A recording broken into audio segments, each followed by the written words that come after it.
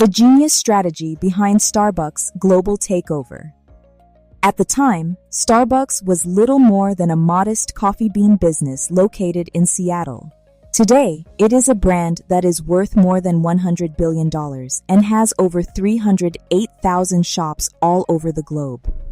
Starbucks, on the other hand, is not just selling coffee, it is selling customer experiences. It doesn't matter whether you're in New York, Tokyo, or Dubai.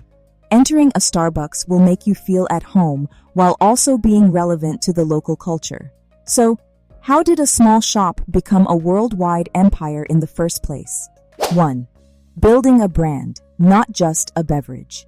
In most coffee shops, the product is the primary emphasis. There was an emphasis on lifestyle at Starbucks. Coffee was positioned not just as a beverage, but also as an integral component of one's daily identity. The businesses are intended to serve as a third place. That is, a location that is neither home nor work, but rather someplace in between. A social and emotional connection was established with the clients as a result of this. The term coffee is no longer even present on the emblem of the corporation, which is a siren on the surface. This decision was made on purpose with the intention of expanding Starbucks' offerings beyond coffee, enabling the company to grow into teas, food, and retail without any restrictions. Starbucks was able to create an atmosphere that compelled customers to remain by carefully regulating every sensory aspect. 2. Local flavors for global markets. Starbucks' worldwide success may be attributed, in part, to glocalization, which combines global presence with local adaptation. Mid-Autumn Festival was the occasion for which Starbucks launched red bean frappuccinos and mooncakes to the Chinese market. Alongside cappuccinos, the beverage known as masala chai is served in India.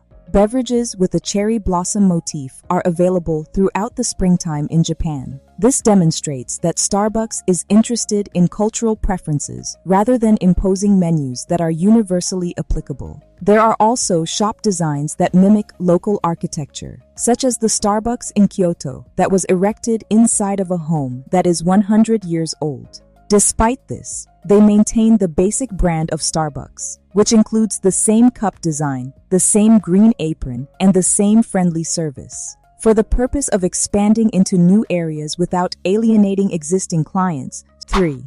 Premium pricing and the illusion of luxury. Instead of competing on the basis of being the most affordable, Starbucks competes on the basis of providing the finest experience. Through their price approach, coffee is made to seem like a little indulgence, a luxury that can be afforded on a regular basis. People are prepared to spend $6 for a coffee if they believe it to be a memorable experience, which is why this affordable luxury model is successful. They create a sense of personal connection by adding value through customization, such as your name being printed on the cup, your specific milk choice, and your preferred syrup.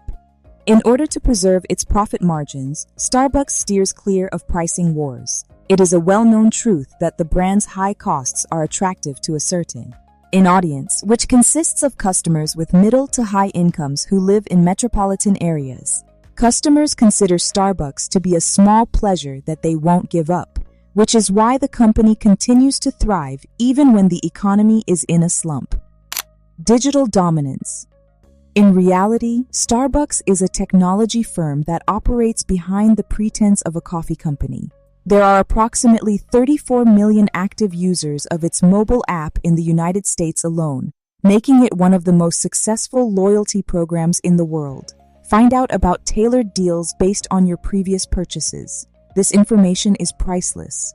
Additionally, Starbucks is aware of the beverages you consume, when you consume them, and even the seasonal beverages that you choose. By doing so, they are able to deliver tailored promotions that have a personal feel to them.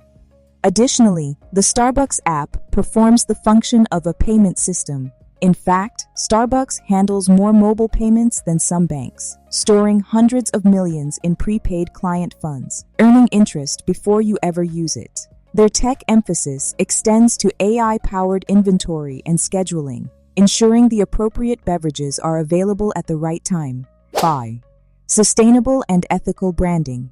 These days, customers are concerned about the origin of the things they purchase.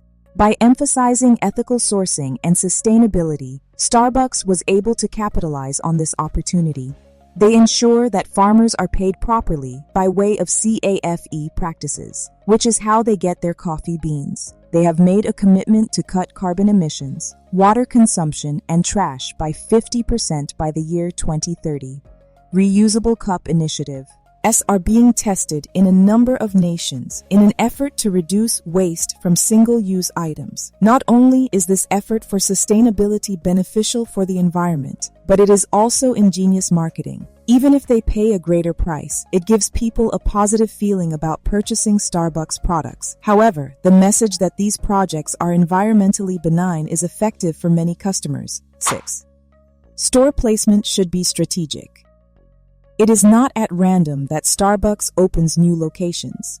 They make use of data analytics to identify high-traffic areas, which are often located in close proximity to workplaces, institutions, and transportation hubs.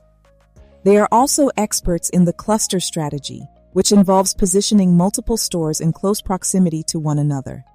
It may seem that they are competing with themselves, but in reality, this improves their supremacy and ensures that consumers will never have to go a great distance to satisfy their need for Starbucks.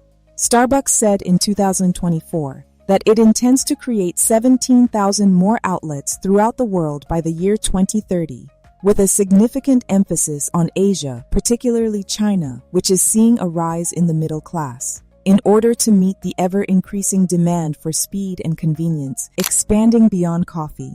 The fact that Starbucks does not depend only on sales of coffee is a brilliant move. The company has grown into cold beverages like refreshers and iced teas, which are currently more popular than hot coffee during the summer months. Alternatives derived from plants, developed in conjunction with companies such as Oatly and Beyond Meat products that are packaged and sold. In supermarkets such as coffee beans with the Starbucks trademark, drinks that are ready to drink, and even ice cream. Because of this diversification, Starbucks' revenue streams will continue to be robust even if there is a shift in the predominant coffee trends. The Starbucks Reserve Experience. Reserve roasteries are enormous, luxury storefronts that provide rare, small-batch coffees that are made using intricate methods. Starbucks created these locations in order to cater to those who like purchasing high-end coffee. Final thoughts.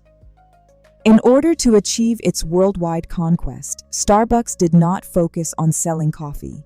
Rather, it focused on selling culture, convenience, and connection. Starbucks has developed an empire that shows no signs of slowing down, and it has done it by combining global consistency with local relevance, premium branding, digital innovation, and social responsibility. Starbucks is well positioned to maintain its position as the most successful coffee company in the world, since the company has plans to open hundreds of additional outlets and is integrating technology into its operations. The brilliance of Starbucks is crystal clear. The company does not simply serve coffee. Rather, it serves an experience that people all over the world crave on a daily basis. Don't forget to hit like, share, and subscribe for more.